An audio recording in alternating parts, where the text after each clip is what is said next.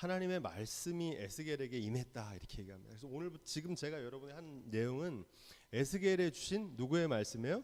하나님의 말씀이에요. 그러니까 하나님의 말씀을 들을 수 있는 기회죠. 뭐라고 말씀하셨느냐? 그 말씀의 내용을 보기 전에 언제 말씀하셨냐? 제 10년 12일이다 이렇게 얘기합니다. 이게 언제를 얘기하냐면 바벨론이 쳐들어와 가지고 두 번째 2차 침공했을 때 여호야 긴이라고 하는 왕이, 이게 다 이름이 다 비슷해 가지고 여호야 긴이라고 하는 왕이 포로로 잡혀갔어요. 이 여호야긴이 잡혀간 때로부터 제 10년 12일이 지났다 이런 뜻입니다.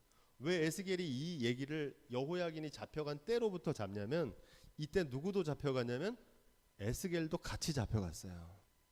에스겔이 포로로 끌려가던 날 여호야긴이 2차 침공, 바벨론의 2차 침공으로 여호야긴 왕이 잡혀가던 때 남유다에 살던 많은 귀족들을 또 백성들을 함께 바벨론으로 데려갔는데 그때 누구도 끌려갔어요?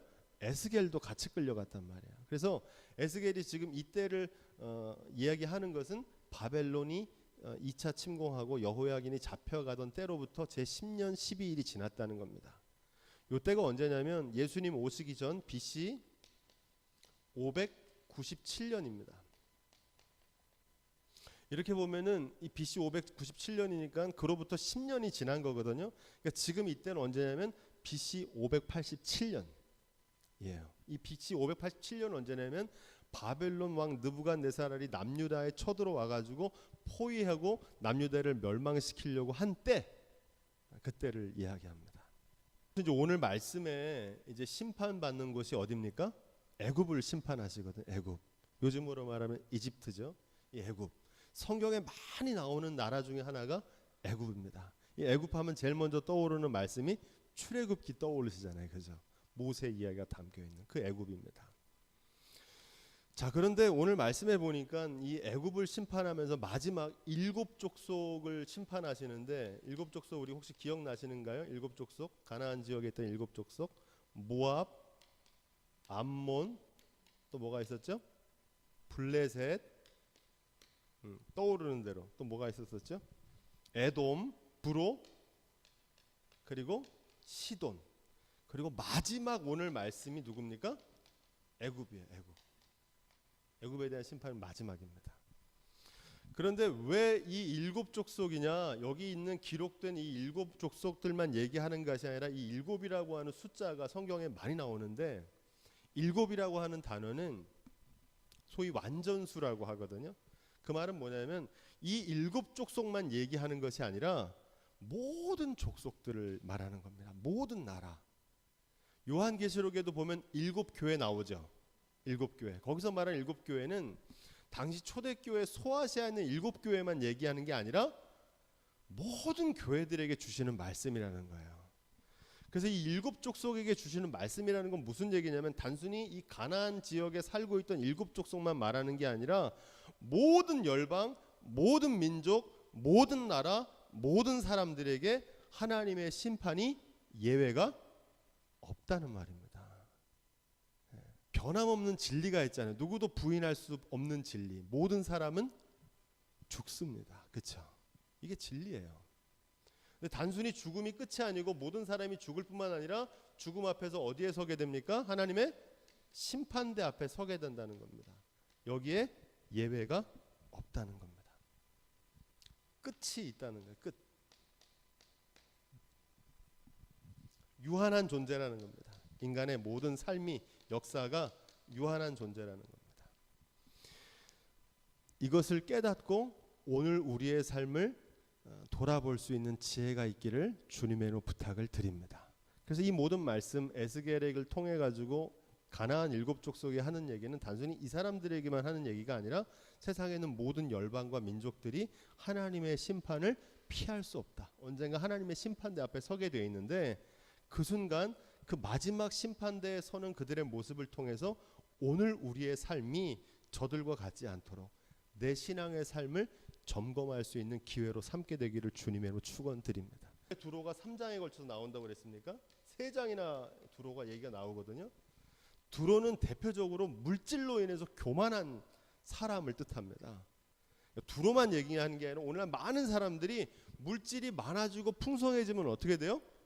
교만해진단 말이에요. 그런 두로에 대한 하나님의 심판, 그런 사람들이 많기 때문에 3장인데 오늘 말씀에 애굽에 대한 이 예언은 몇 장이 이어지냐면 앞으로 29, 30, 31, 32장 4장에 걸쳐서 이 애굽에 대한 이야기가 나옵니다. 애굽에 대한 멸망 얘기가 4장, 분량으로도 4장에 걸쳐 나와요. 그 이유는 왜 그러냐? 결론부터 얘기하면 애굽은 누구를 의지하는 거냐면 애굽은 대국이거든요. 큰 나라. 그래서 군사력도 있고 사람도 많았어요. 애굽을 의지한다는 건 뭘 의지하는 거냐? 두로가 물질을 의지해서 교만해지는 거라면 애굽은 사람을 의지해서 자만해지는 것을 말합니다. 그래서 사람을 의지하던 그 애굽의 멸망을 통해서 사람은 의지할 게 못 된다 하는 말씀을 4장에 걸쳐서 얘기합니다. 물질로 인해 교만을 빠지는 두로 같은 사람들만 있는 게 아니라 애굽을 의지하는 사람을 의지하는 사람들이 많기 때문에 그렇습니다. 이 애굽은 아까도 말했던 것처럼 성경에 자주 나옵니다. 이 애굽에 대한 얘기 나오는데 아주 중요해요. 이 애굽에 왕이 있는데 이 왕을 가리키는 명칭이 바로입니다. 파라오라고 하는데 파라오, 우리가 피라미드 무덤의 주인공이 파라오잖아요. 그래서 그들은 왕을 다 파라오라고 그럽니다. 왕을 부르는 명칭이에요. 한마디로 애굽 왕은 바로다 이렇게 얘기합니다. 출애굽에 나오는 바로가 있고 창세기에 나오는 바로가 있고 오늘 말씀에 나오는 바로가 있는데 다 애굽의 왕들을 가리킵니다. 이 애굽의 왕이 어떤 하나님 앞에 자만을 보였냐면 나일강이라고 하는 아주 큰 강을 통해서 애굽의 문명이 발달했거든요. 나일강이라고 하는 세계 4대 문명이잖아요. 이 나일강에서 막 발달한 문명을 통해서 하나님 앞에서 자만하는데 어떻게 자만하냐면 내가 이 강이 내 것이고 내가 나를 위해 이 강을 만들었다 이렇게 얘기합니다. 강을 누가 만들었다는 거예요? 자기가 만들었다는 거예요. 바로가. 그럼 강을 누가 만듭니까? 하나님께서 창조하시잖아요. 근데 그 강을 자기가 만들었다는 거예요. 이 자만함이죠. 그 자만을 하나님께서 심판하시는데 뭐라고 말씀하시냐면 내가 너를 강들 중에 누운 큰 악어와 같다 이렇게 얘기합니다. 악어. 나일강의 악어가 유명하잖아요. 악어. 이 강들 중에 누운 악어를 어떻게 하냐면은 낚시를 해가지고 그 아가미를 갈고리로 꿰가지고 그걸 잡아버리겠다 하나님 이렇게 말씀하십니다. 자기 스스로는 강에 누운 악어니까 굉장히 강하고 천적이 없다고 생각했는데 자기가 왕노릇했는데 여러분 사냥꾼 앞에서 이 악어는 한낱 짐승일 뿐이잖아요. 그죠? 자기가 아무리 왕노릇해도 그 사냥하는 사람이 갈고리로 아가미를 꿰어가지고 내가 너를 잡아내겠다는 겁니다. 누가 그렇게 하시겠다는 거예요? 하나님께서 그렇게 하시겠다는 거예요. 이 강에 누운 악어를 우리나라 속담으로 바꾸면 뭐겠습니까? 우물안 개구리입니다. 우물안의 개구리는 자기가 뭔 줄 알아요? 자기가 최고인 줄 알아요. 우물 안에 있으니까. 지금 바로 왕이 애굽 땅의 바로 왕이 자기가 왕인 줄 아는 거예요. 만왕의 왕 여호와 하나님을 알지 못하고 자기 스스로 왕 노릇하고 있었다는 겁니다. 내가 나를 위해 만들었다. 하나님께서 이 바로의 자만을 심판하십니다. 왜 심판하시느냐? 이제 6절부터 7절 우리 함께 읽어보겠습니다. 6절 7절 시작. 애굽은 이스라엘 사람들에게 뭐와 같다는 거예요? 갈대 지팡이와 같다는 겁니다. 여러분 지팡이가 뭐 하는 겁니까? 사람이 힘이 없을 때 그 지팡이를 의지하잖아요. 근데 갈대로다가 지팡이를 만들면 그 지팡이가 나를 지지해 주겠습니까? 못 지지해 주잖아요. 그 갈대 그냥 꺾여버리잖아요. 오히려 갈대의 가시가 내 손을 찌른다 이렇게 이야기합니다. 그 말은 무슨 얘기냐면 이 나일강 유역에 큰 갈대밭이 많았거든요. 어떤 갈대는 5m씩 자랐어요. 근데 겉으로 볼 때는 든든하고 믿음직해 보여, 튼튼해 보여. 하지만 갈대가 어떻습니까? 속이 어떻게 됐어요? 비었잖아요. 의지할 바가 못 된다는 거예요. 근데 이스라엘 백성들은 그 애굽을 의지해서 지팡이처럼 의지하려고 그랬는데 애굽은 이스라엘 백성들에게 한낱 갈대 지팡이에 불과하다는 겁니다. 이 말이 여기 처음 나오는 게 아니고 열왕기하 찾아보겠습니다. 열왕기하 18장 21절. 이제 내가 저 상한 갈대 지팡이 애굽을 의뢰하도다. 사람이 그것을 의지하면 그 손에 찔려 들어갈지라. 애굽 왕 바로는 무릇 의뢰하는 자에게 이와 같으리라. 아멘. 그냥 갈대 지팡이도 아니고 어떤 갈대 지팡이에요? 상한 갈대 지팡이와 같다는 거예요. 이거 누가 한 얘기냐면 하나님께서 하신 말씀이 아니고 아수르 왕이 이스라엘에 쳐들어왔을 때 그 시종인 랍사게라고 하는 게 너네가 누구를 의지하느냐 이러면서 애굽 왕을 의지하고 있는 이스라엘 백성들을 조롱하면서 했던 말입니다. 이 말이 어디에도 나오냐면 또 찾아볼까요? 이사야 36장 6절. 보라, 내가 애굽을 의뢰하도다. 그것은 상한 갈대 지팡이와 일반이라. 사람이 그것을 의지하면 손에 찔려 들어가리니 애굽 왕 바로는 그 의뢰하는 자에게 이와 같으니라. 아멘.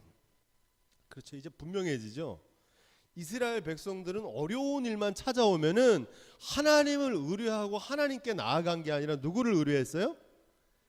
애굽을 의뢰했어요. 애굽을. 애굽 왕한테 쫓아가 가지고 우리가 지금 아수르가 찾아오니까 우리를 좀 지켜달라고 그러고 바벨론이 쳐들어오니까 우리를 살려달라고 애굽 왕에게 쫓아가서 도움을 청해요. 누구를 의지하는 겁니까? 사람을 의지하는 거예요. 사람을 의지하는 것은 뭘 의지하는 것과 같아요? 상한 갈대 지팡이를 의지하는 것 같다는 겁니다. 절대 나를 지켜줄 수 없다는 겁니다. 이 말씀을 이사야서에 아주 구체적으로 말씀하시는데 이사야 2장 22절. 너는 인생을 의지하지 말라. 그의 호흡은 코에 있나니 수에 칠 가치가 어디 있느뇨. 아멘. 뭘 의지하지 말라는 거예요? 인생을 의지하지 말라는 거예요. 애굽 왕 의지하지 말라는 겁니다. 그것은 그 호흡은 코에 있나니 수에 칠 가치가 어디 있느냐 이렇게 말합니다. 사무엘상 14장 6절은 더 우리에게 분명하게 하나님께서 말씀하시는데 함께 따라해 볼까요? 여호와의 구원은 사람의 많고 적음에 달려있지 아니하니라. 아멘. 여러분 이게 참 중요한 말씀입니다. 두로처럼 물질 때문에 교만해져 가지고 하나님 앞에 타락하는 사람보다 더 많은 사람들이 하나님을 의지하지 않고 하나님 의뢰하지 않고 뭘 의뢰하냐면 위기의 순간에 어려움을 만나면 애굽 왕을 쫓아가요. 사람을 의지한단 말입니다. 교회 예배당을 건축할 때도 마찬가지예요. 하나님께서 말씀하신 말씀보다 하나님의 약속보다 사람을 더 의지해요. 사람의 숫자, 능력 있는 사람, 유능한 사람. 하지만 하나님께서는 유능하고 능력 있는 사람, 돈 많은 사람 통해서 하나님이 일을 하지 않으시고 하나님의 방법으로 하나님의 능력으로 하나님의 일을 이루시는 줄로 믿습니다. 오늘 많은 사람들이 갈대 지팡이를 붙들고 이게 날 지켜줄 거라고 의지하며 쫓아가며 살아간단 말입니다. 애굽은 아주 중요한 상징을 얘기합니다. 이거 오늘 말씀에 가장 중요해요. 성경에 애굽이 자주 등장하는데 창세기에 나오는 애굽 이야기가 있습니다. 창세기 12장 10절에 보면 아브라함이 나옵니다. 하나님께서 아브라함에게 어디로 인도하세요? 약속의 땅 가나안으로 인도하시거든요. 그래서 가나안에 들어갔습니다. 근데 그 땅에 뭐가 있었어요? 기근이 있었습니다. 그래서 기근이 있으니까 아브라함이 점점 어디로 내려갔다 그래요? 남방으로 내려갔다 그럽니다. 이 남방에 뭐가 있습니까? 애굽이 있거든요. 애굽. 남쪽으로 내려가면 애굽이 있는 거예요. 그러니까 애굽은 어떤 곳이냐면 옛적부터 나일강 유역에 아주 풍성하고 기름진 땅이에요. 가나안 땅은 비록 하나님의 약속은 있지만 기근이 있으니까 아브라함이 어디로 내려갔어요? 애굽으로 내려간 거예요. 창세기에 또 애굽이 나오는데 언제 애굽이 나오냐면 창세기 13장 아브라함이 이제 애굽에서 떠나가지고 다시 약속의 땅으로 올라가면서 롯하고 막 갈등이 벌어집니다. 내가 좌하면 우하고 우하면 좌하겠다 이렇게 얘기했더니 롯이 어디를 선택합니까? 소돔과 고모라를 선택해요. 그때 성경이 뭐라고 얘기하냐면 소돔과 고모라가 하나님께서 멸망시키기 전이신 거로 여호와의 동산 같고 애굽 땅과 같았도다 이렇게 얘기합니다. 그 말은 무슨 얘기예요? 에덴 동산 같다는 얘기는 없다는 거예요. 없는 게 없다는, 소돔과 고모라가. 그리고 물질적으로 고대 메트로폴리탄 소금 광산이었기 때문에 굉장히 번성한 곳이었어요. 그곳이 어디와 같았다고 그래요? 애굽 땅과 같았다는 겁니다. 그러니까 애굽은 전통적으로 뭘 상징하냐면 풍요와 기름지고 의지할 만한 대상이라고 생각하는 게 애굽입니다. 강대국. 창세기 16장 1절에 누가 나오냐면 아브라함에게 약속해 준 아내 이름이 뭡니까? 사라잖아요. 근데 사라가 아이를 못 낳으니까, 하나님의 약속은 얻었지만 아이를 못 낳으니까 사라가 방법을 찾잖아요. 어떤 방법을 찾습니까? 자기의 몸종인 하갈을 통해서 이스마엘을 낳는데, 이 하갈이 어디 사람입니까? 애굽 여인 하갈을 통해서 아이를, 이스마엘을 낳았다 이렇게 얘기합니다. 그러니까 풍요로운 땅이고 여성들도 아주 건강한 거예요. 반대로 사라는 어떻습니까? 하나님의 약속의 딸이긴 하지만 아이를 낳을 수 없는 기근 같은 땅이에요.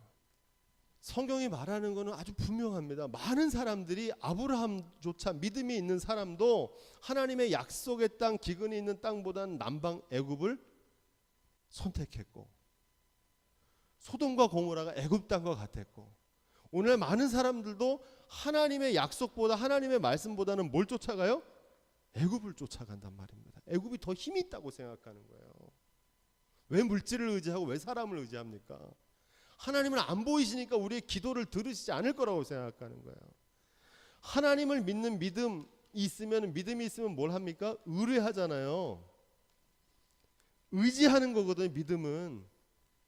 그런데 지금 이스라엘 백성들은 누구를 의뢰하고 의지했냐? 애굽을 의뢰하고 의지했다는 겁니다.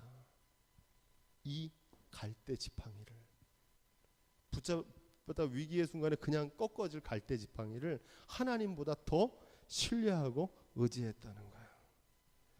사람 의지하지 않기를 주님으로 부탁을 드립니다.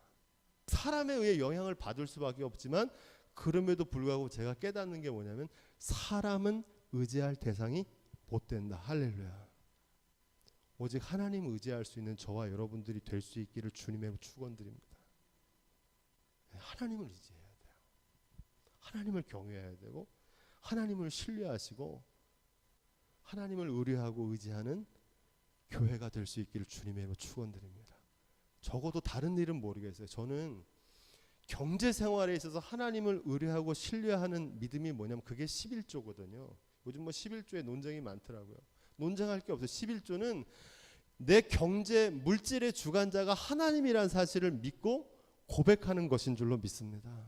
최소한 교회 일을 할 때는 주님을 의뢰하고 주님을 의지하고 일할 수 있는 저와 여러분들이 될 수 있기를 주님으로 부탁을 드립니다. 여기도 확장되면 가정의 일도 마찬가지예요. 물질의 주관자가 하나님이시고 가정의 주관자가 하나님이시라면 가정의 중요한 결정을 할 때 상황 따라, 형편 따라 정하시면 안 되고, 내 경험 따라, 판단 따라 하시면 안 되고, 하나님을 의뢰하고 의지하는 마음으로 믿음으로 결정하시기를 주님의 이름으로 축원드립니다. 그런데 많은 사람들이 그렇게 하지 않고 갈대 지팡이를 의지해요. 갈대 지팡이를. 바라기는 저와 여러분들이 오직 여호와 하나님만 의뢰할 수 있기를 주님의 이름으로 부탁을 드립니다. 오늘 말씀은 가장 중요한 핵심이에요. 자, 이제 넘어가서 8절부터 10절까지 말씀. 우리 사람도 내가 끊고 짐승도 없애겠다는 겁니다. 그래서 거기를 황무지 같은 사막으로 만들어 놓겠다는 겁니다. 왜? 애굽의 나일강을 만든 건 바로 왕이 아니라 누가 만드셨어요? 하나님께서 만드셨기 때문에 그렇습니다. 하나님께서 창조 주시고 삶의 주관자시겠다는 걸 나타내시겠다는 겁니다. 하나님은 이렇게 때로는 황무한 사막을 만들기도 하지만 동시에 어떤 일을 하냐면은 이사야 43장 19절을 한번 찾아보겠습니다. 이사야 43장 19절. 너희가 그것을 알지 못하겠느냐? 정령이 내가 광야의 길과 사막의 강을 내리니. 아멘. 누가 하시겠다는 거예요?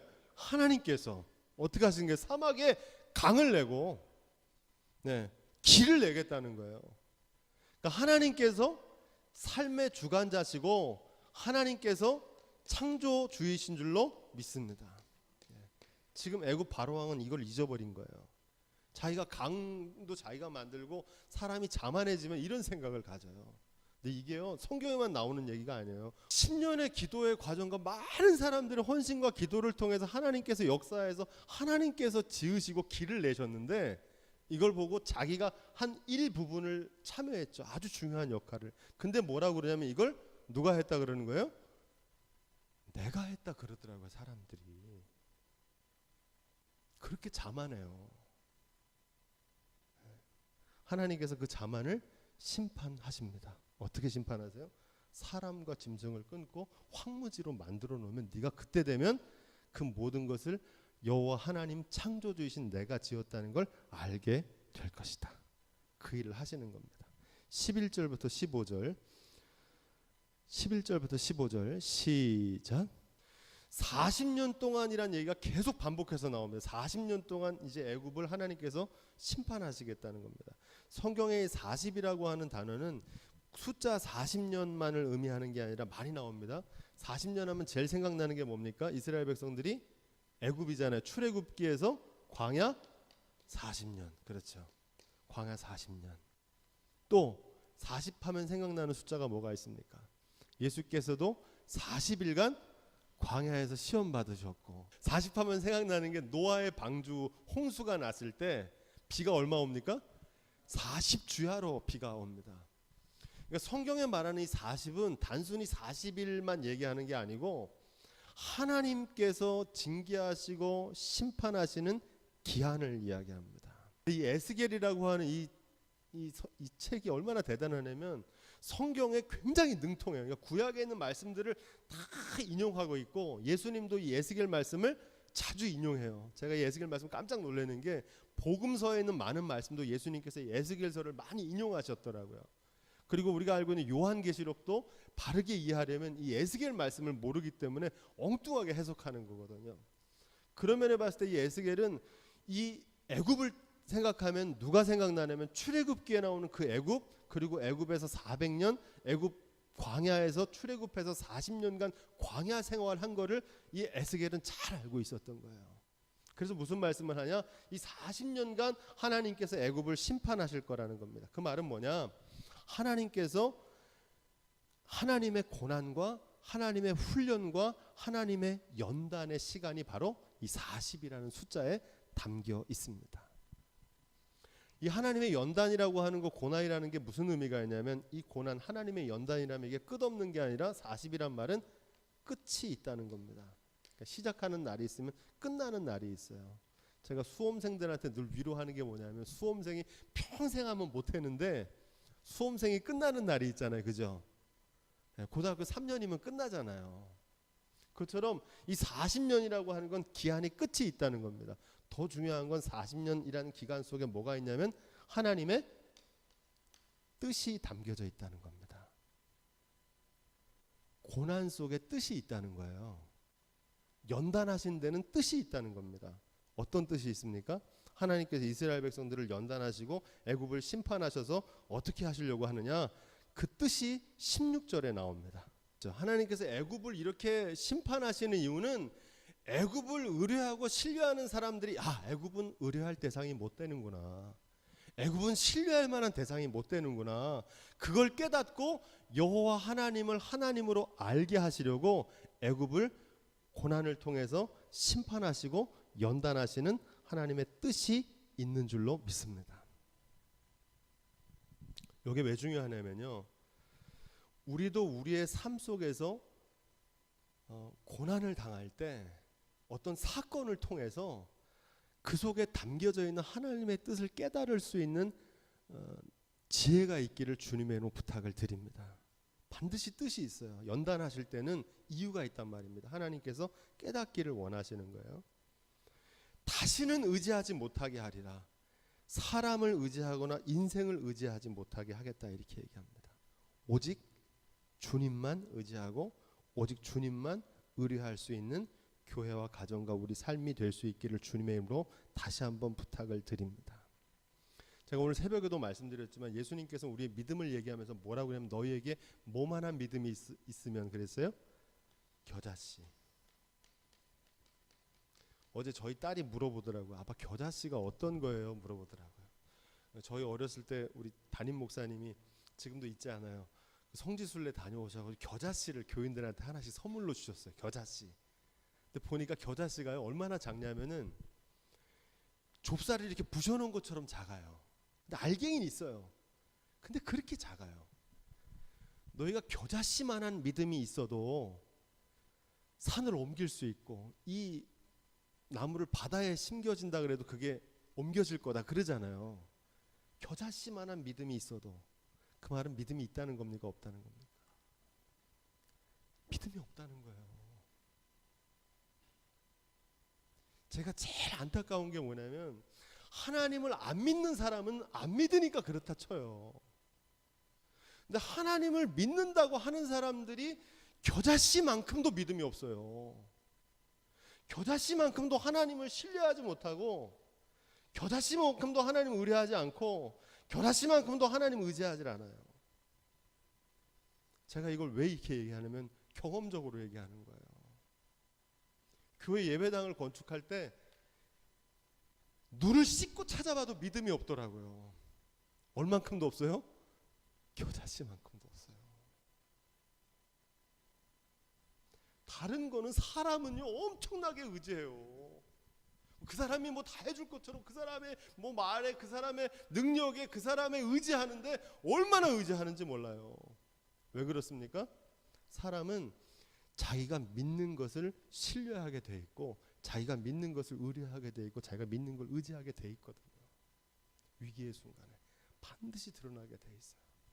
하나님께서 애굽을 박살내시는 이유는 뭐냐면 더 이상 하나님의 백성들이 이제 갈대 지팡이 같은 애굽을 의지하게 하지 않으시려고 그 애굽을 심판하시는 줄로 믿습니다. 자, 이제 마지막 오늘 말씀인데 지금 이스라엘을 멸망시키고 애굽까지 멸망시키는 그 힘을 가지고 있는 게 바벨론의 느부갓네살 왕입니다. 그런데 하나님께서 뭐라고 말씀하시냐면 이 바벨론의 느부갓네살은 내가 나를 위해서 보수를 주고 고용한 사람이라는 겁니다. 그러니까 지금 이 심판은 바벨론 느부갓네살이 하는 게 아니라 누가 하신다는 거예요? 하나님이 하신다는 거예요. 바벨론 느부갓네살은 하나님의 도구예요. 도구. 이걸 뭐라고 얘기하면 하나님의 막대기입니다. 뭐 막대기예요? 심판의 막대기거든요. 하나님께서 사람 막대기로 심판하세요. 근데 많은 사람들이 고난이 찾아오고 어려움이 찾아오면 그 고난에만 집중을 해요. 뭐 사고가 찾아오고 질병이 찾아오면 거기에만 집중을 한단 말입니다. 내가 힘이 없어서 능력이 없어서 바벨론 느부갓네살에게 망한 게 아니에요. 지금 애굽은 뭐 때문에 망한 거예요? 하나님을 의지하지 않고 다른 것 의지하다 망한 거거든요. 그러니까 사람들이 자꾸 바벨론의 느부갓네살 왕을 두려워해요. 근데 바벨론 느부갓네살 왕을 두려워할 게 아니라 바벨론 느부갓네살을 보내신 그를 고용하신 여호와 하나님을 두려워할 수 있기를 주님의 이름으로 부탁을 드립니다. 왜 이야기를 하냐면 지난 목요일에 이제 제가 영어로 시편 말씀을 읽으면서 또 귀한 은혜를 깨달았는데 다윗이 시편에 뭐라고 묵상하냐면 여러분 잘 아시는 여호와는 나의 목자시니 내가 부족함이 없으리로다. 그가 나를 푸른 초장에 누우시며 쉴만한 물가로 인도하시는도다. 그러면서 쭉 나오다가 내가 사망의 음침할 골짜기를 지날 해를 두려워하지 않으면 쭉 나오다가 어떤 말씀이 나옵니까? 주의 지팡이와 막대기로 나를 안위하신다 이렇게 얘기합니다. 안위한다는 말은 보호하신다는 거거든요. 이 지팡이란 말은 영어로 로드라고 하는 단어입니다. 지팡이. 막대기는 뭐냐면 영어로 스태프거든요. 제가 그랬어요. 여러분 주님의 지팡이는 다 아시죠? 이렇게 끝에가 꼬부라져게 생긴 지팡이 있잖아요. 용도가 뭡니까? 늑대가 쳐들어오거나 이럴 때 이 지팡이로 탁 목자가 양을 보호해 주거든요. 그리고 양들이 잘못된 길로 가면 이렇게 목을 끌어가지고 양을 구출해 주기도 하고. 지팡이는 보호하는 게 맞아요. 그죠? 우리를 보호하신다. 그러면 이 막대기는 뭡니까? 이 영어를 찾아보면 스태프인데 이 스태프를 우리나라 말로 가장 제일 번역하면 그게 뭐겠습니까? 막대기? 그렇죠. 회초리, 회초리. 실제로 목자들은 한 1m쯤 되는 막대기를 여기다 차고 다니는데 그 막대기를 사람 잘 몰라요. 이 막대기는 뭐 하는 용도냐? 이거는 회초리입니다. 양들이 잘못된 길로 가면 목자가 어떻게 하는 거예요? 탁탁 치는 거예요. 뭐 하라고? 바른 길 가라고. 회초리입니다. 여기서 중요한 건 뭐냐면 주님이 지팡이로만 우리를 보호하시는 게 아니고 뭘로도 우리를 보호하신다는 거예요? 막대기로 우리를 보호하신다는 거예요. 많은 사람들은 주님은 지팡이로만 보호하시는 줄 알아요. 막대기는 그냥 나를 벌하시는 하나님의 심판은 그냥 의미 없는 거라고 생각하고 내가 피하고 싶고 매맞는 거라고 생각해요. 하지만 여러분, 이 막대기 회초리 속에 담겨져 있는 매가 중요한 게 아니라 그 매를 통해서 하나님께서 전하시는 메시지를 깨달을 수 있는 지혜가 있기를 주님의 이름으로 축원드립니다. 고난만 중요해 아니라 고난을 통해서 하나님 말씀하시는 게 있단 말이에요. 지금 이 바벨론 느부갓네살은 하나님의 뭐라고요? 막대기입니다. 막대기. 이게 목자가 아니고 목자가 들고 있는 막대기란 말입니다. 바른 길 가라고 하나님께서 매를 드시는 거예요. 이 매를 통해서 뭐 합니까?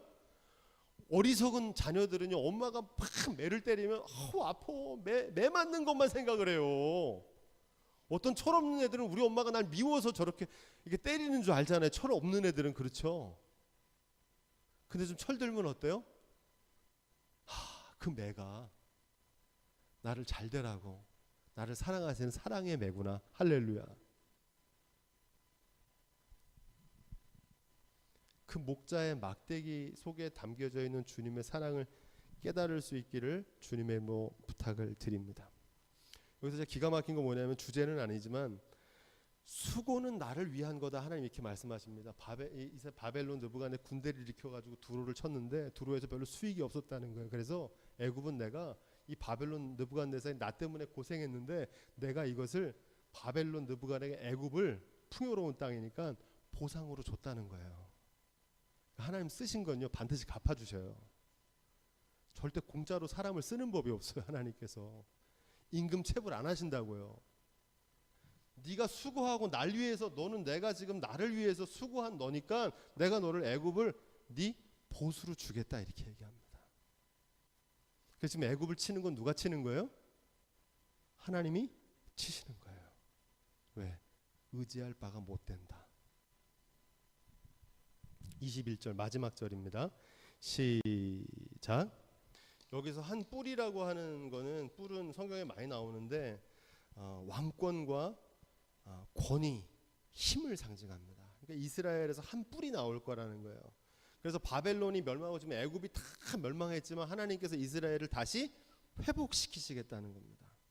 이게 바로 메시아 예수 그리스도의 오심을 대망하는 예언이거든요.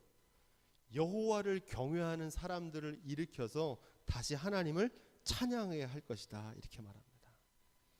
마지막 날 그날이라고 하는 말이 나오는데, 이 그날은 심판의 날임과 동시에 하나님의 영광의 날, 승리의 날 되는 줄로 믿습니다. 여러분, 크리스마스 때 우리가 기쁘다 구주 오셨네, 만왕의 왕이 오셨네 그러잖아요. 이 크리스마스가 우리에겐 기쁨이지만 이 크리스마스를 싫어하던 사람들이 있었습니다. 누가 싫었을까요? 왕들이 싫었다고요. 바로 왕, 헤롯 왕. 이 왕들은 싫어했어요. 누가 오시는 게? 진짜 왕이 오시는 게 싫었거든요. 왜? 지금 자기가 뭐 하고 있습니까? 왕 노릇하고 있었거든요. 여러분, 예수 그리스도가 주인 되는 것이 우리한테는 다 좋은 일이잖아요. 할렐루야, 그죠? 근데 예수 그리스도가 교회의 머리 되는 게 싫은 사람들이 있어요. 오직 예수 그리스도께 영광을 돌리는 게 맞잖아요, 그죠? 근데 그게 싫은 사람들이 있어요. 누가 싫을까요? 자기가 왕 노릇하고 싶은 사람은 싫은 거예요. 그게 자기가 영광을 받고 싶은 사람은 그게 싫어요. 주님께 영광 돌리는 게 싫어요. 자기가 계속 왕 노릇하고 싶거든요. 자기가 주인 노릇하고 싶거든요. 그런데 온 세상의 심판 때 한 뿔이 나서 오직 하나님께 영광을 돌리고 경외하는 그분이 오실 거다. 그분이 누구시다? 메시아 예수 그리스도. 오직 저와 여러분들이 예수 그리스도를 섬기는 하나님을 경외하는 믿음으로 회복될 수 있기를 주님의 이름으로 다시 한번 부탁을 드립니다.